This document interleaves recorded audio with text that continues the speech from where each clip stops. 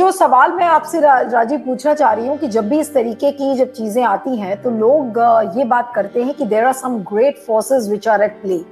Now do we say कि ये जो कंपाउंडिंग फैक्टर्स हैं ये वजह है, या फिर कोई और वजह है जो एक ग्रेट इकोनॉमिक ऑर्डर के एक जो इकोनॉमिक ऑर्डर होता है वर्ल्ड का उसके रिप्लेसमेंट की ओर हम बढ़ रहे हैं? Are we heading towards a new economic order maybe if this recession sets in America? तो क्या एक नए इकोनॉमिक ऑर्डर की तरफ हम बढ़ रहे हैं? इसको कैसे देखा जाए? यस यस, बिल्कुल बिल्कुल, आपका क्वेश्चन बहुत ही अच्छा क्वेश्चन है। हम लोग वाकई में एक नए ग्लोबल इकोनॉमिक ऑर्डर की तरफ जा रहे हैं। अभी तक देखिए डिक्टेट करते थे वो फाइनेंशियल्स जो हैं, financiers, they use capital use to dictate the international और द ग्लोबल मार्केट। अब धीरे धीरे जो फाइनेंशियल जो है, फाइनेंसर्स कैपिटल के बदले ये कंज्यूमर्स की तरफ जो है वो धीरे धीरे ग्लोबल मार्केट जो है वो मूव कर रहा है। Okay, now when it comes to consumption, तो वर्ल्ड में सबसे ज्यादा कंजम्पशन चाइना है, सेकंड नंबर पे इंडिया आता है, ऑफ कोर्स थर्ड नंबर पे इंडिया आता है after USA. Okay, because of our population. तो ये सही बात है कि एक हम धुरी बनते हुए देख रहे हैं जिसमें इंडिया, चाइना, रशिया, ब्राजील, ये जो कंजम्पशन, साउथ अफ्रीका, इंडोनेशिया, इस टाइप की जो कंट्रीज हैं जो बेसिकली कंजम्पशन ड्रिवन कंट्रीज हैं, जहां की पॉपुलेशन बहुत ज्यादा है और जहां जो इकोनॉमिक डोमेस्टिक कंजम्पशन के बेसिस पे चलती है, वो कंट्री सडनली जो है उनका डोमिनेंस बढ़ रहा है। इसमें कोई दो राय नहीं है, बिल्कुल सही बात है। यदि आप चाइना को ही देखिए तो वर्ल्ड का 40% जो है वो कंजम्पशन, 50% के आसपास में, 45 to 50% consumption steel, copper, aluminium, इन सब का चाइना ही करता है।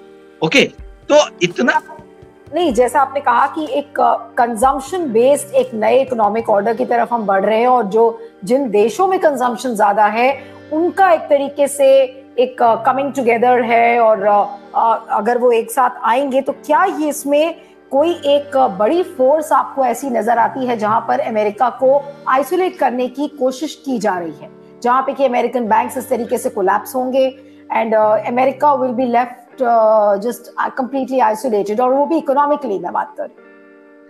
देखिए, अमेरिका को कितना भी सोच लो आइसोलेट नहीं कर सकते। उसका रीजन ये है कि आज भी जो वर्ल्ड ट्रेड है, आप समझ लीजिए 40% वर्ल्ड ट्रेड जो है वो डॉलर डिनोमिनेटेड है। ओके, जो ग्लोबल रिजर्व है सेंट्रल बैंक्स का, उसमें 59% ग्लोबल रिजर्व जो है वो dollar denominated global reserve. Okay, America के जो फाइनेंशियल सिस्टम है, अभी देखिए इंडिया ने रशिया से ऑयल खरीदना चालू किया और इतने तेजी से लास्ट ईयर गवर्नमेंट ने अनाउंस किया कि भाई हम रशिया से करेंगे और रूपी रूबल का हम एक्सचेंज सिस्टम लेके आएंगे। बट वो एक्सचेंज सिस्टम लेके आ पाए क्या? उसकी क्या डिफिकल्टीज थी? डिफिकल्टीज यही थी कि भाई रूबल फ्लोट ही नहीं करता है, तो आप उसका प्राइस डिस्कवरी मैकेनिज्म कैसे करोगे? जैसे डॉलर के एवज में रूपी ट्रेड करता है, तो आप पल पल के डॉलर रूपी के जो फेयर वैल्यू है वो आप पता कर सकते हो। But when it comes to rouble, तो आप कर सकते हो क्या?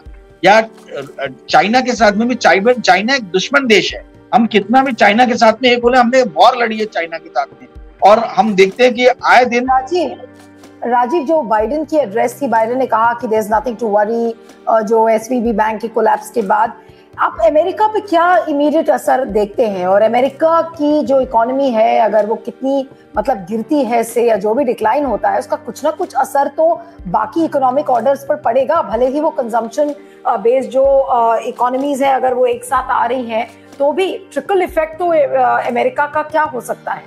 लोग उसी को लेकर ज्यादा चिंतित हैं। इम्पैक्ट तो बहुत ज्यादा पड़ेगा। देखिए नीलू जी, एकदम लास्ट मोमेंट पे मेरा लैपटॉप का कनेक्शन आपके प्रोग्राम से मिट गया था, तो मैंने मोबाइल में ज्वाइन किया, तो मुझे आवाज ठीक से आ नहीं रही है ना। लास्ट मोमेंट पे मैंने ज्वाइन किया, मुझे सुनाई ठीक से दे नहीं रहा, because today I have joined on my mobile, my device. Okay, laptop नहीं चल रहा है। पर जो मुझे क्वेश्चन आपका सुनाई दिया, वो शायद आप ये बोल रहे हैं कि भाई ये यूएसए में यदि रिसेशन आता है तो उसका क्या इम्पैक्ट पड़ेगा ग्लोबल इकोनॉमी पे। आई गेस यही आपका क्वेश्चन था। मेरा जो सवाल था कि अमेरिका पर इमीडिएट इम्पैक्ट क्या होगा और उसका ट्रिकल इफेक्ट बाकी जो विश्व की इकोनॉमीज है उस पर क्या पड़ेगा। That was my question. देखिए, अमेरिका पे तो इम्पैक्ट जो है वो पड़ना शुरू हो गया। इम्पैक्ट में हमने देखा कि भाई उनके 2 क्वार्टर्स में सडनली जीडीपी, 2 क्वार्टर्स में उनका जीडीपी कम था सक्सेसिवली। ओके, तो उसके कारण से क्या हुआ कि भाई अब मतलब रिसेशन की जो टेक्निकल डेफिनेशन है उसके अंदर में तो यही बैठता है कि सक्सेसिवली 2 क्वार्टर में यदि आपके जीडीपी फॉल हो, कम हो, तो आप रिसेशन में आ जाते। तो रिसेशन में तो ऑलरेडी आ ही चुके थे, ओके। बट अभी सवाल ये है, इस चीज को आप समझिए कि रिसेशन में आने के बाद भी वहां पे इन्फ्लेशन काफी हाई है और अनएम्प्लॉयमेंट बढ़ी नहीं। बट अब इस तरीके से यदि बैंक्स एक एक करके डूबेंगे तो अनएम्प्लॉयमेंट बढ़ेगी। अनएम्प्लॉयमेंट बढ़ेगी तो ऑटोमेटिकली जो है इंडियंस भी बहुत सारे अमेरिका में काम कर रहे हैं, उनकी भी जॉब्स जाएगी। तो वो इंडियंस जो इंडिया में अपने परिवार के लोगों को पैसा बेचते थे या इंडिया के स्टॉक्स में पैसा लगाते थे या रियल स्टेट में पैसा लगाते थे, भाई वो पैसा लगाना बंद कर देंगे। दूसरी बात, जो अमेरिका से इंडिया के private equity funds, venture capital funds को जो पैसे आ रहे थे, वो पैसे की गिरावट, मतलब वो पैसे आने स्लो डाउन हो जाएगा उसमें, है ना, उतनी तेजी से नहीं आएगा जितना पहले आता था। तीसरी चीज आप देखिए, बैंगलोर जैसा शहर, उसके एंटायरली इकोनॉमी आईटी और स्टार्टअप्स के बेसिस पे है, and it is one of the largest city in India. Similar is the case with Gurugram, जो जिसको गुड़गांव हम पहले बोलते थे। सेम, वो स्टार्टअप और आईटी सेक्टर पे हेवीली डिपेंडेंट है। तो इस टाइप के जो भारी भारी जो बड़े बड़े शहर हैं, इन पे भारी असर पड़ सकता है यदि स्टार्टअप मनी, जो प्राइवेट इक्विटी वेंचर कैपिटल के थ्रू जो फंड आ रहे थे, वो फंड अगर आने बंद हुए तो भारी रूप से इंडिया में बेरोजगारी बढ़ सकती है। और इंडिया का जो सबसे बड़ा प्रॉब्लम है वही बेरोजगारी का है। आज हमने देखा है, जो इंडिया में मोदी गवर्नमेंट के आने के बाद से हमने महसूस किया कि जॉबलेस ग्रोथ हुई। जॉबलेस ग्रोथ मतलब देश तो ग्रो कर रहा है पर जॉब नहीं क्रिएट हो रही। तो इसका मतलब क्या हुआ कि कुछ ही लोग रईस होते जा रहे हैं और वही लोग जो है वो इंडिया की जीडीपी को खींच रहे हैं। But on employment front we are not seeing any kind of job creation. तो इंडिया में अनएम्प्लॉयमेंट तो हमारा दुश्मन नंबर 1 है।